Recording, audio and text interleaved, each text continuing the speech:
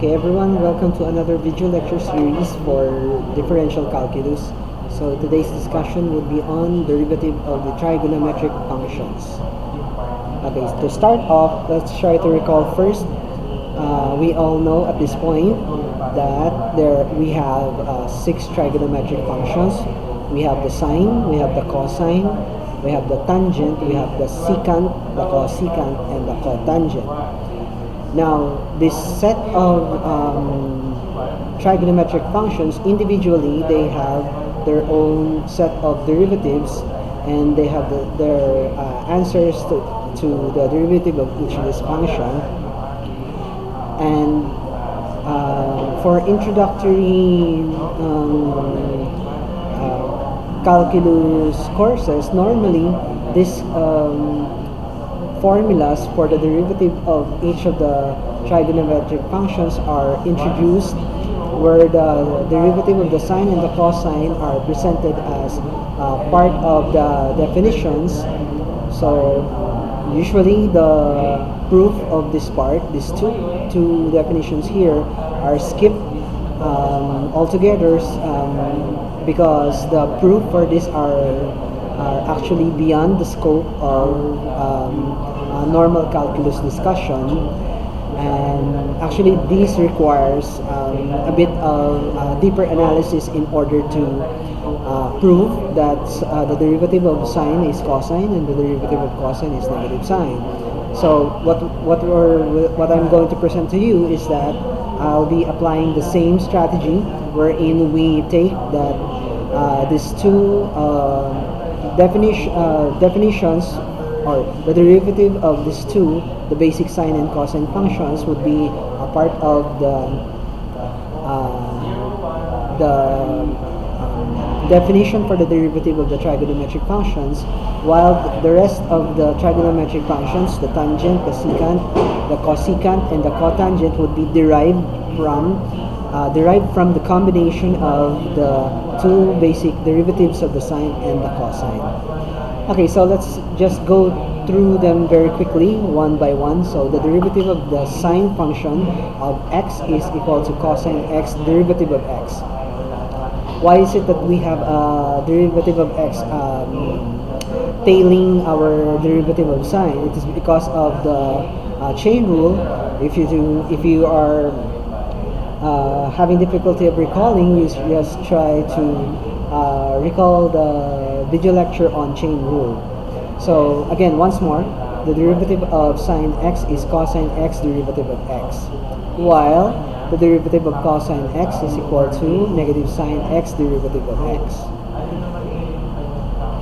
Now, for tangent, we have the derivative of the tangent x is equal to secant square or secant square x derivative of x. The derivative of the secant x, the secant function, is secant x tangent x derivative of x. The derivative of the cosecant function is negative cosecant x cotangent x derivative of x. And finally, we have the derivative of the cotangent function. This is equal to negative cosecant square x derivative of x.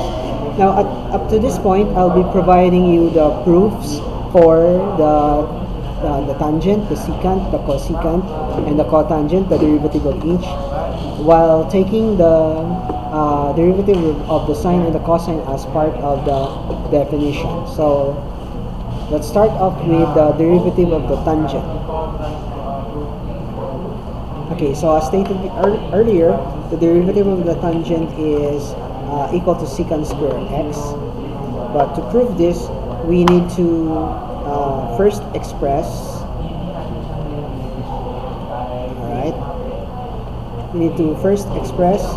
the tangent function as a ratio between the sine function x. If you recall, this is part of what we call the quotient identities in your basic trigonometry, that the tangent function is actually the ratio between the sine function and the cosine function. So, which means we are left with the basic property as part of the definition of the derivative of the quotient form of sine x over cosine x. So which means we're going to apply the quotient rule for getting the derivative of the tangent function, the derivative of sine x over cosine x. So which means we simply need to express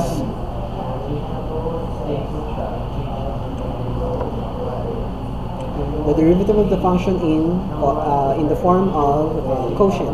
So taking sine x as our high and taking cosine x as our low, the form of the derivative of the quotient would now be first low,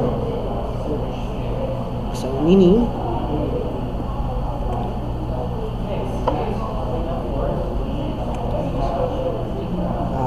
okay, so times, let's try to insert a symbol here.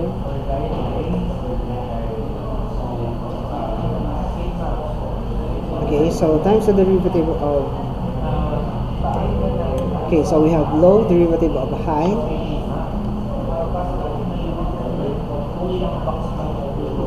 minus high, meaning sine x,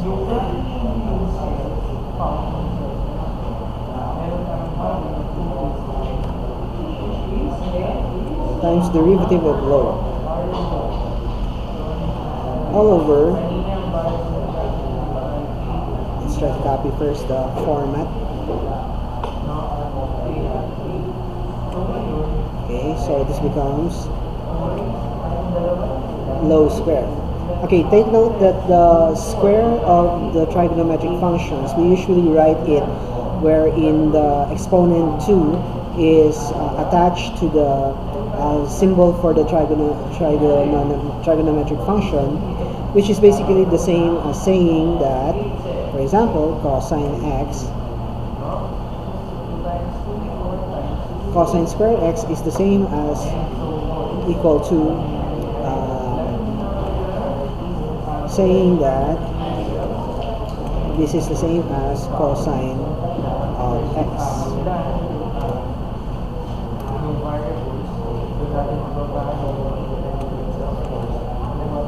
Okay, so basically these two are the same, and this also applies for all of the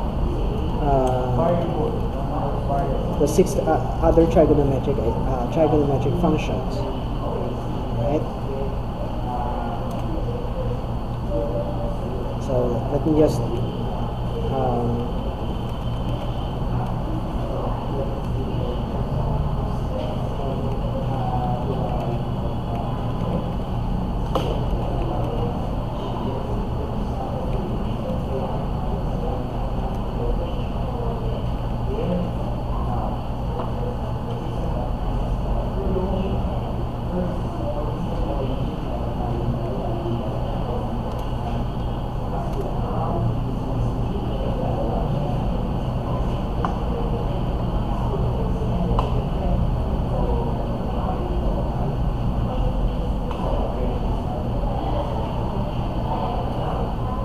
okay, so again, when you encounter such scenario wherein the square is attached to the trigonometric function, what this basically means is that you are actually squaring the entire function. Since cosine is also a function, cosine of x is your variable, so whatever the resulting value for cosine x, you square that value. That is the same as saying, or taking the notation of cosine square then x. And this applies to all other trigonometric functions and all other exponents other than 2. Okay, so to continue, we have,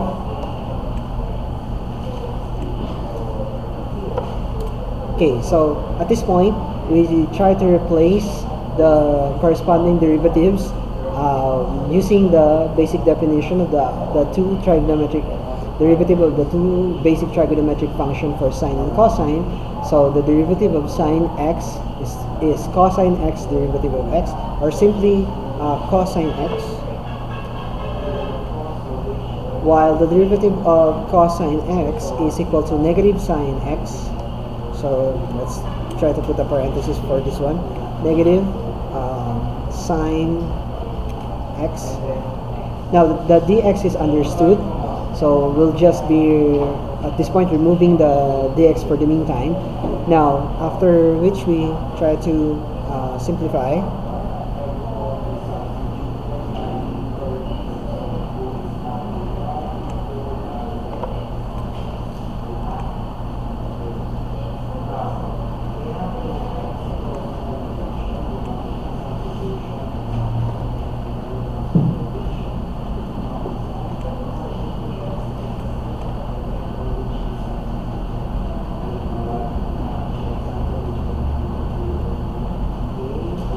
Okay, so what happens now is we have cosine x times cosine x. Obviously, cosine times cosine is cosine square x. So let's try to replace cosine x times cosine x as cosine square x, while we have minus sine x times minus sine x, or negative sine x times negative sine x. Negative times negative, that becomes positive. And sine x times sine x is obviously sine square x. So let's just replace the sine here as cosine here as sine. So we are left now with cosine square x plus sine square x. Now this identity here is actually equal to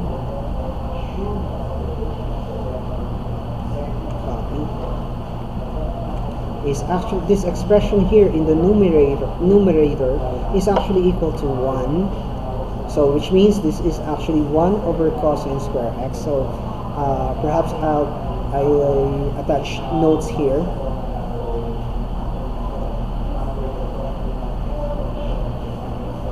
So note that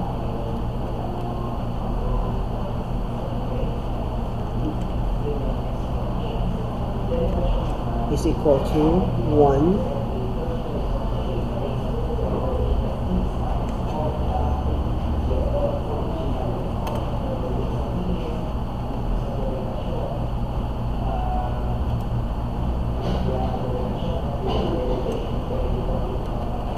note that,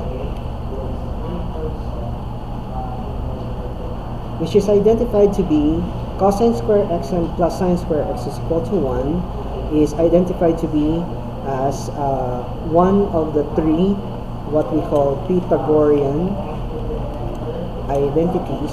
At this point, you should be able to recall that the Pythagorean identities, this is one of them. These are identities that were supposed to be presented to you during your studies on trigonometry. So cosine square x plus sine square x is equal to 1. That explains the transition from this fraction here to this fraction here, 1 over cosine square x. Also, recall that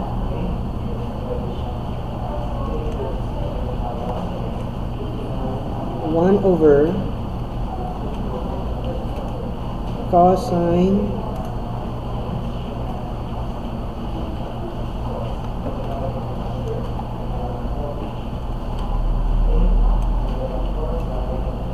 of x is equal to secant x, which is which is one of the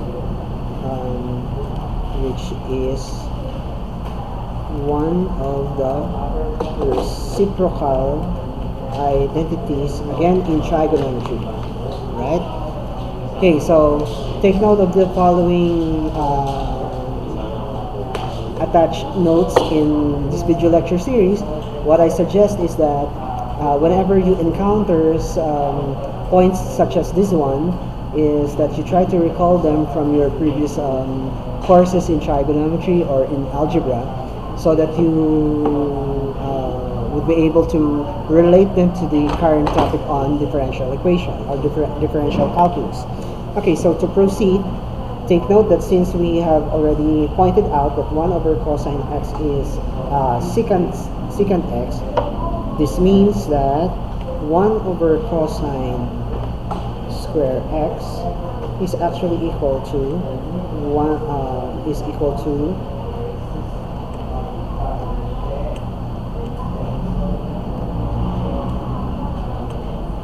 is equal to secant square x, since 1 over cosine is equal to secant, and that means 1 over cosine square x is equal to secant square x. Just like what we were presented with the derivative of the tangent function. So the derivative of the tangent function is equal to secant square x derivative of x.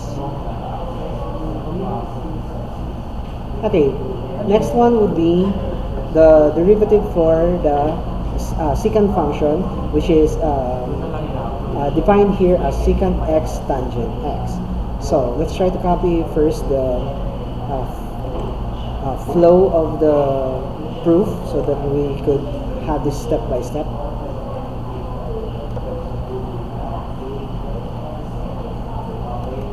Okay, so for the first one, again, we have the derivative of the secant function, which is equal to secant x tangent x derivative x. So our target is to obtain this expression here from the derivative of the secant function.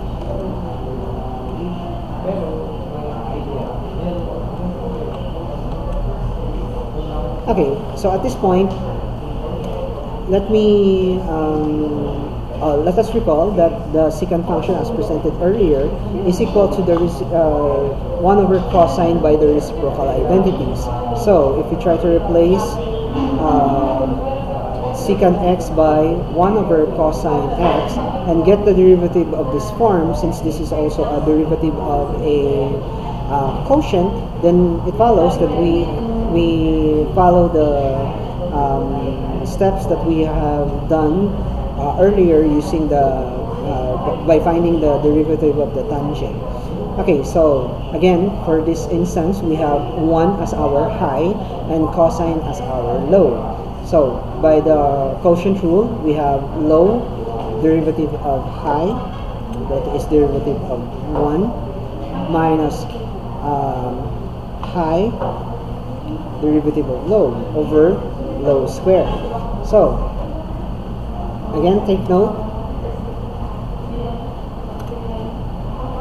that we have applied the reciprocal identity for 1 over cosine to get the identity for secant.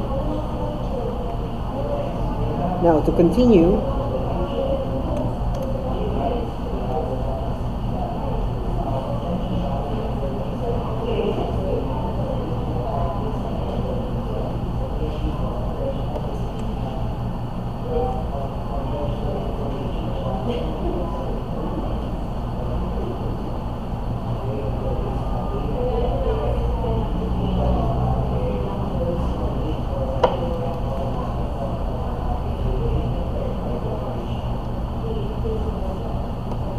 okay, so to continue, take note that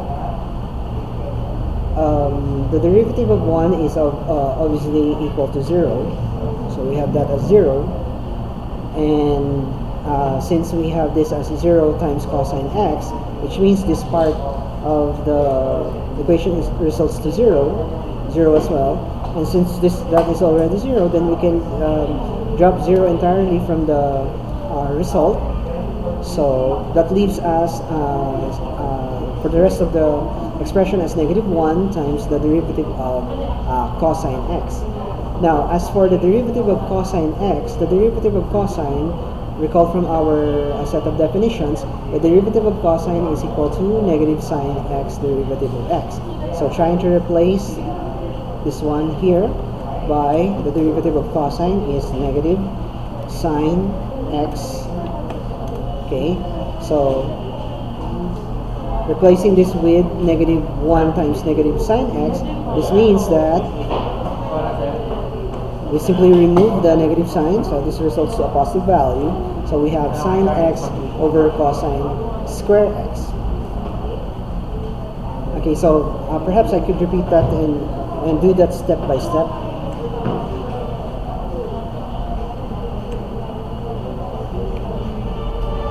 Okay, so this becomes 0, and this becomes times 1. So that leaves us cosine x with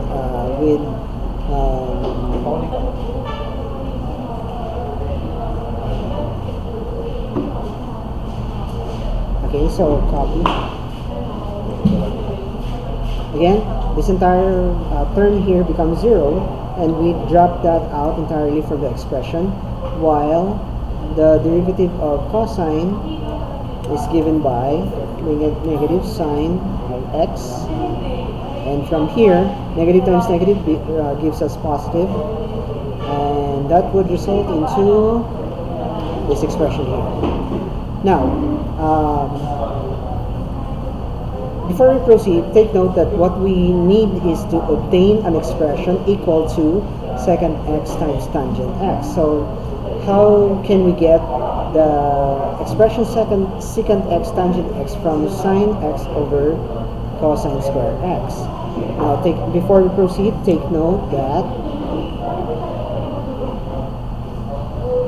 so this is still part of the running notes. Okay, so note that as part of the reciprocal identity, 1 over cosine is equal to secant x, and 1 over and tangent is sine x over cosine x as part of the reciprocal identities. So which means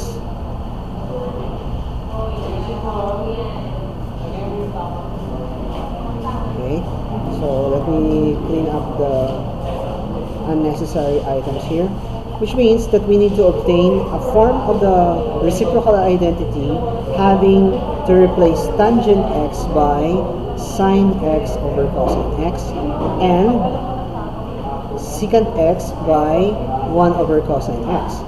Now, so how do we proceed? Note that cosine square x is the same as 2 cosines being multiplied together. So if we're going to replace and split the fraction or the cosine into 2 cosines, 1 cosine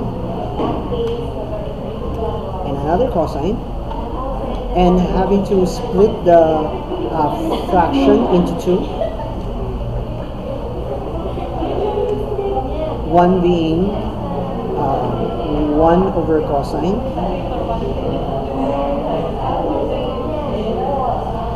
and multiply this with another form of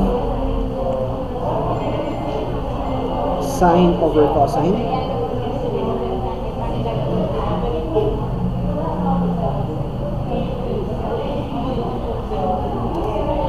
there. So again, what we have done here is that this fraction over here was split into 2 fractions that are being multiplied together, one being 1 over cosine and the other one being 1 sine x over cosine x. Okay, so to proceed further,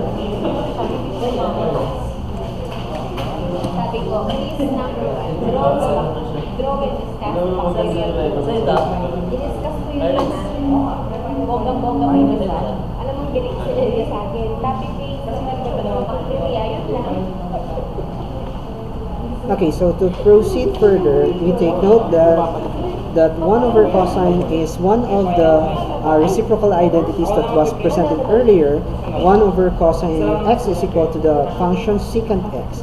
So therefore, if we're going to replace this by secant x, then we have obtained the secant part, while sine x over cosine x, we have introduced that earlier, that would be equal to the tangent function. So replacing this as tangent x, then derivative of x. Right? So we have obtained the proof for the derivative of secant x as secant x tangent x, derivative of x. Okay, so again, take note that we need to attach the derivative of x at this part of the result for each of the derivatives. Alright? Okay, so if you did not entirely got the sequence of events, again, I suggest that you try to review the video lecture over and over so that you could follow up in each of the corresponding steps. Okay, so next we proceed with the proof for the derivative of the cosecant function. Notice before we proceed, try to notice that the result for the cosecant function is somewhat similar or parallel to the one that was presented earlier for the proof for the derivative of the secant. The form is but it's somewhat secant is replaced by cosecant, tangent is replaced by cotangent, and we have the derivative as negative instead of positive. So if you're going to somehow take note of that, then perhaps you would be able to follow on the proof, just like what was presented earlier on the proof for the derivative of the cosecant. Okay, so as before, we just replace first the original function with its corresponding reciprocal function. This time, the cosecant function, in terms of its reciprocal identity, the reciprocal identity for the cosecant is the 1 over sine function. So, 1 over sine is equal to our cosecant function. Now, applying the quotient rule, we have 1 as our high, sine x as our low. So, applying the quotient rule, we have low derivative of high minus high derivative of low over low square.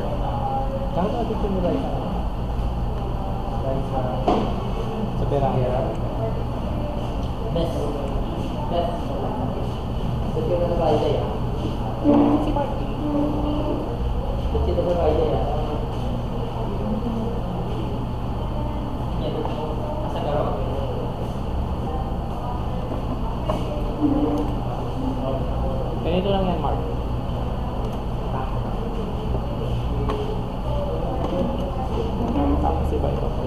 Okay, so again,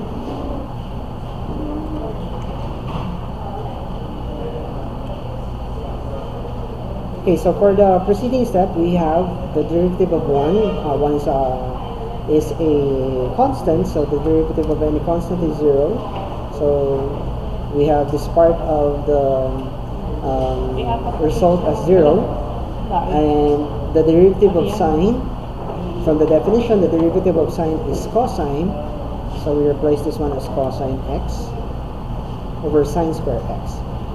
Now, again, this part here would result into 0, so that would no longer appear in this part, while this should be the one that would be left in our numerator. So, which means this becomes negative cosine of x over sine square x. Now, notice that what we want is that we need to have negative cosecant x cotangent x derivative of x. So, as before, what we have done in this part of the proof is that we have split our fraction into two forms, or two fractions being multiplied together, so that we could reveal that one of them would be resulting into secant and the other one would be tangent. Similarly, we could split our resulting function into two functions that are being multiplied together, so that we could obtain the form of the identity for cosecant and the other one for cotangent. So, sine square x, take note that this is the product of two sines, sine x times sine x. So from here, we could split this into two fractions. One is 1 over sine 1 over sine x. Let's have the negative, attach the negative sign here. Also, we have cosine over sine. So we have cosine over sine. Now, at this point, we need to recall again from the set of identities from trigonometry that 1 over sine is a reciprocal identity, and 1 over sine is actually our cosecant x. Let's attach the negative sign here. And for cosine over sine. Cosine over sine is the identity for, or the quotient identity for our cotangent.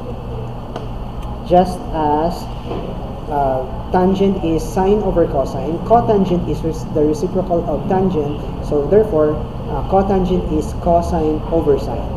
So finally, we arrive with this form of the derivative of the cosecant function. We have negative cosecant x cotangent x, derivative of x.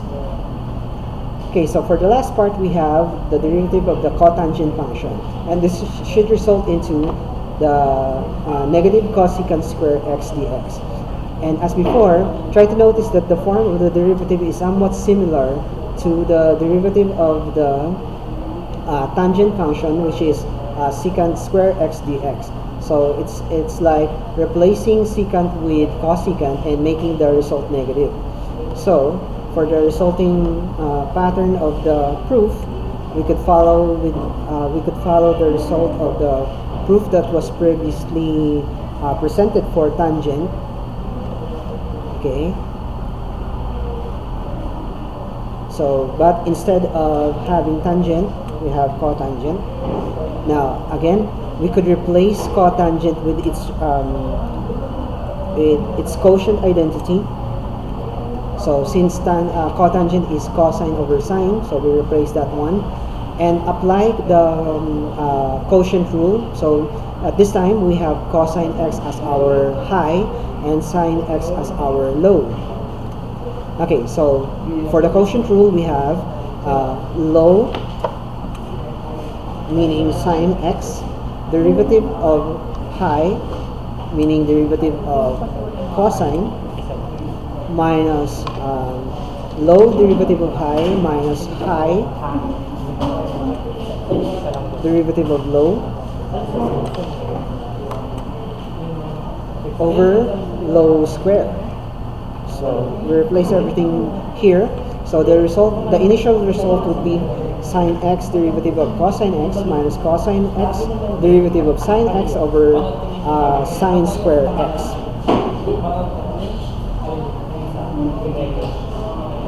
Okay, so let me clean this up first.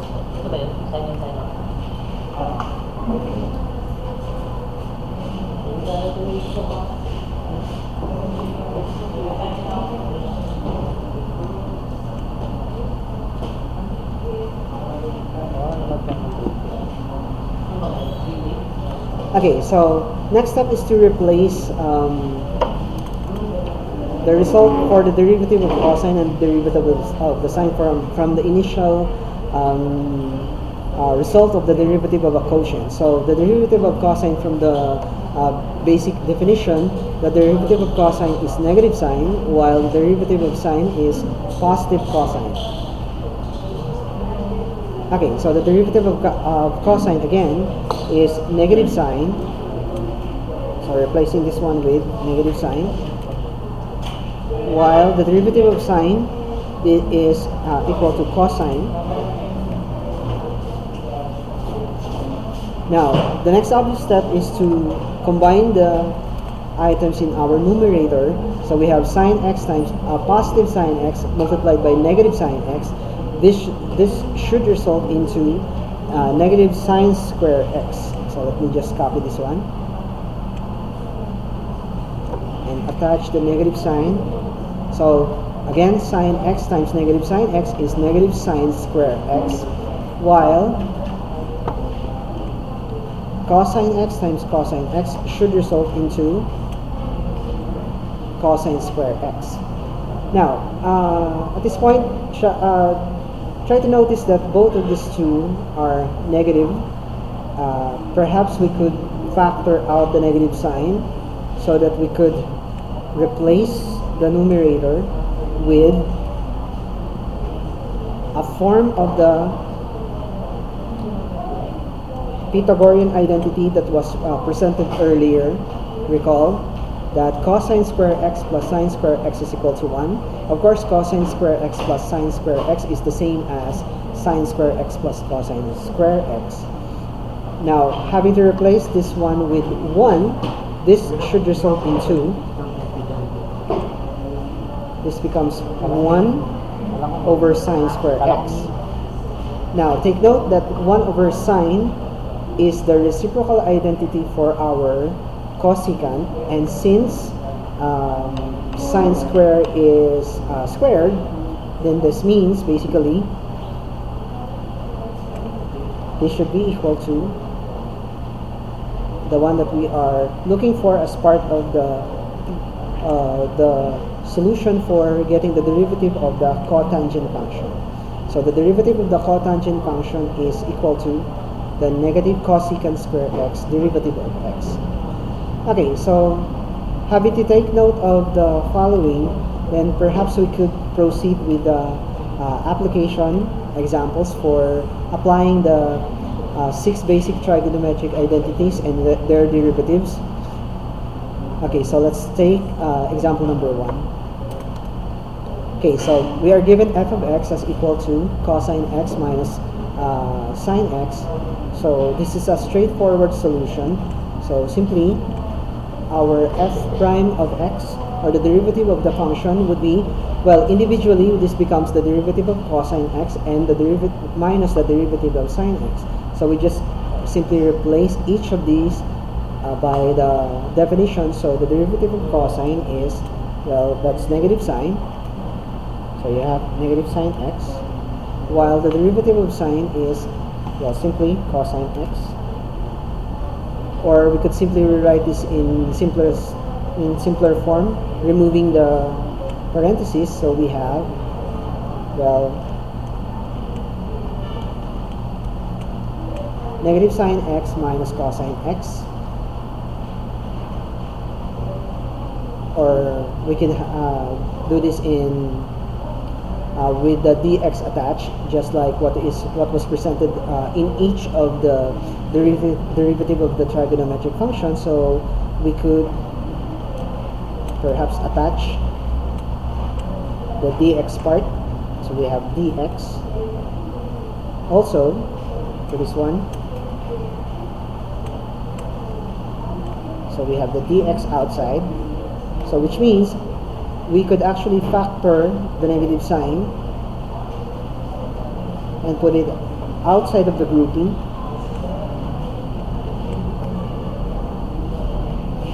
so that we can replace everything inside the grouping as positive. And this would serve as our final result. Okay, so let's take number 2.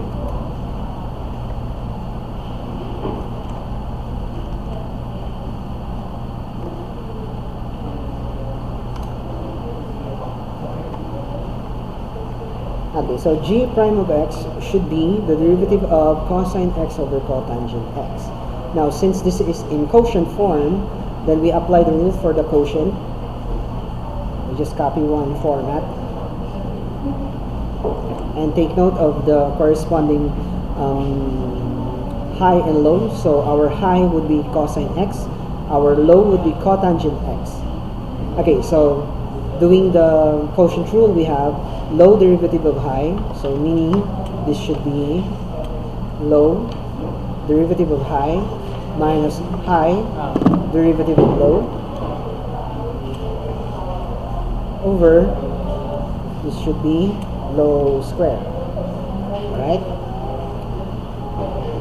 Now, performing the derivative of each of the terms that has derivative. So replacing this part here with the derivative of cosine. So the derivative of cosine, from the basic definition, the derivative of cosine is negative sine.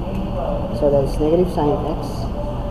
While the derivative of the cotangent, at this point, we just need to recall from the list of the derivatives of the trigonometric identities that the derivative of cotangent is negative cosecant square x. So let's copy that one and replace that in our example. So the derivative of the cotangent is negative cosecant square x over cotangent square x. Alright.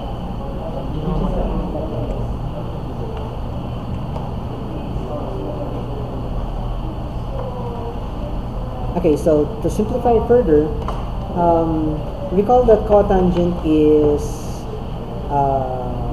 using the quotient identity. Cotangent is cosine over sine.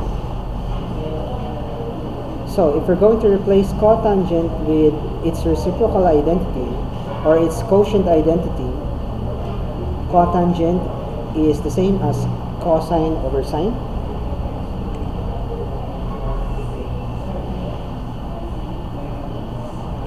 Notice if we're going to do that, we could eventually cancel out the 2 sine x in this part of the solution, and that would leave us with later on with negative cosine x.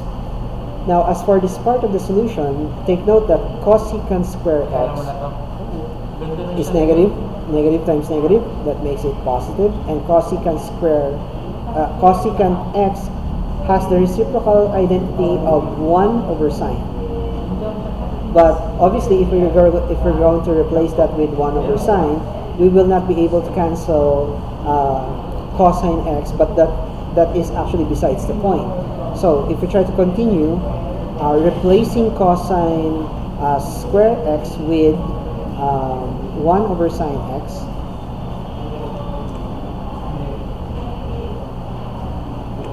and try to analyze later on what would happen. Okay, so to continue, again, this sine x here and this sine x here would cancel out. So removing them from the result, that would leave us with negative 1 times cosine x. So that leaves us with simply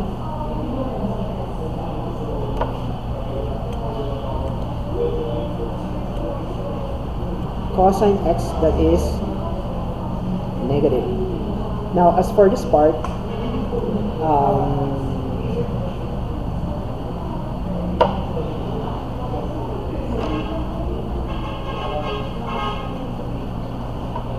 okay, so perhaps we could add this 2, or perhaps we could replace first, make this positive, and remove the negative sign for 1 over sine, and place cosine x in the numerator.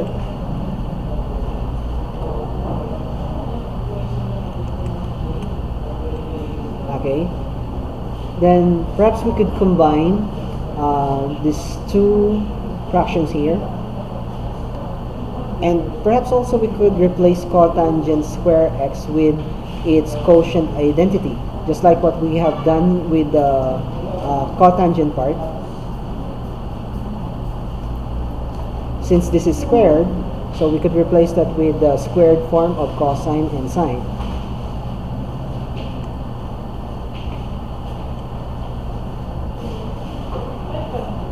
Let's try to copy a formatted sign.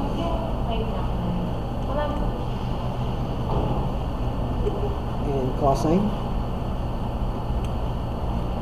Okay, so again, what we have done here is that we have replaced cotangent square x with its quotient identity. We have cosine square x and sine square x. Okay, so to further our result, again, the suggestion is we try to combine and simplify the numerator first. So, well, obviously, negative cosine x, its denominator is 1. And between 1 and sine square x, the common denominator would be sine square x.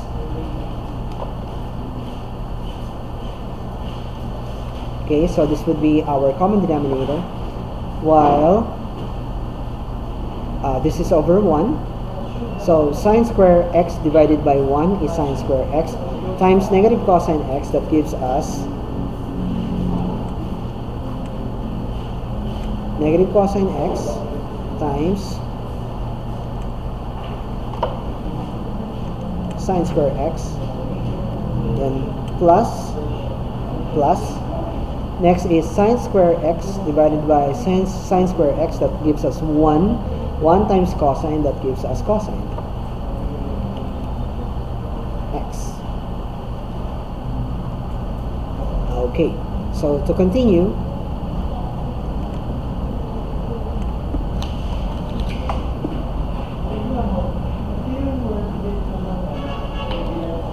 Now, take note that that cosine x here is the same,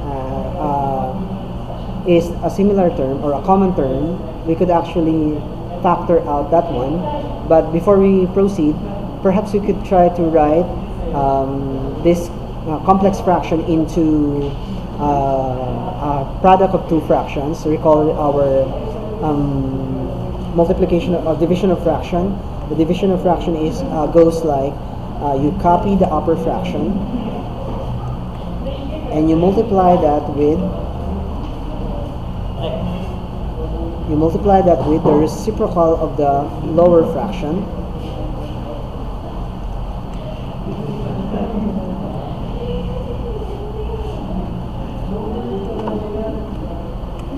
Like so.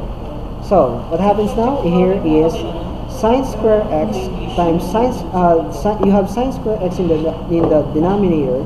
You have also sine square x in the numerator. That means these two would cancel each other, so that this would result into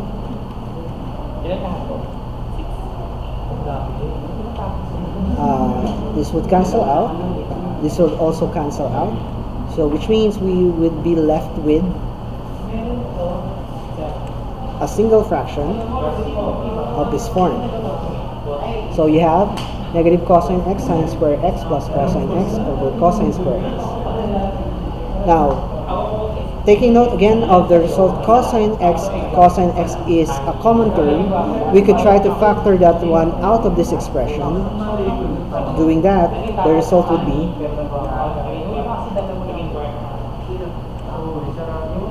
factoring out the common factor cosine x from the expression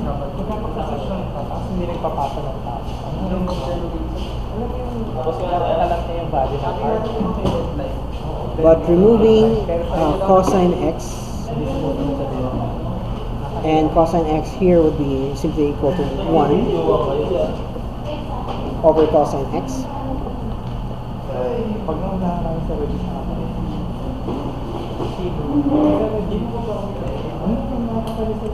Okay, so further we have we try to arrange this one into a more familiar form. So we try to put the 1 plus 1 on in front, so we have 1 minus sine square x. Now also take note that cosine x and cosine square x would cancel one of the cosines, so which means that we will be left with a single cosine.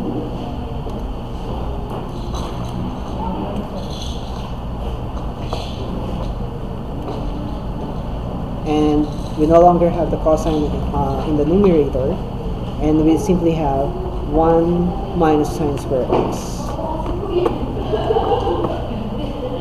Okay, so are we done? Well, not quite. If you try to note that from the Pythagorean identity, we have sine square x plus cosine square x is equal to 1. So from there,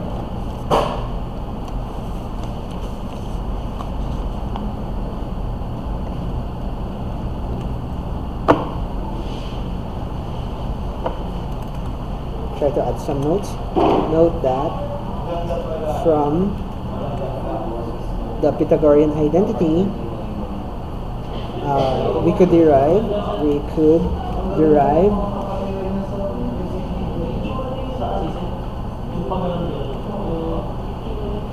1 minus sine square x, which is ultimately equal to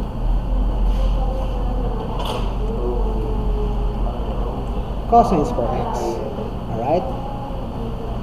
So, if we're going to replace now 1 minus sine square x by cosine square x, so therefore,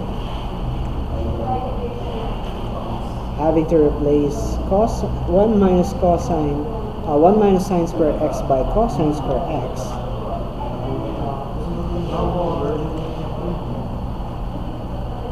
so therefore we are now left with this final form of a fraction wherein we could cancel one of the cosines, and that would leave us with cosine x. And this is derivative of x.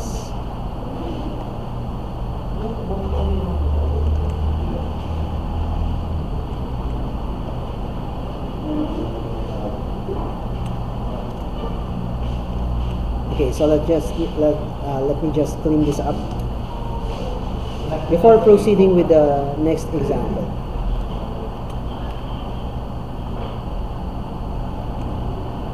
Okay, so finally we have g prime of x is equal to cosine x derivative of x. Okay, so perhaps that would be too much as of the moment. I'll be asking you to answer the rest of the items number 3, number 4, number 5, and number 6. And this would be exercises, but I'm not asking for you to submit them. Okay, so until next time,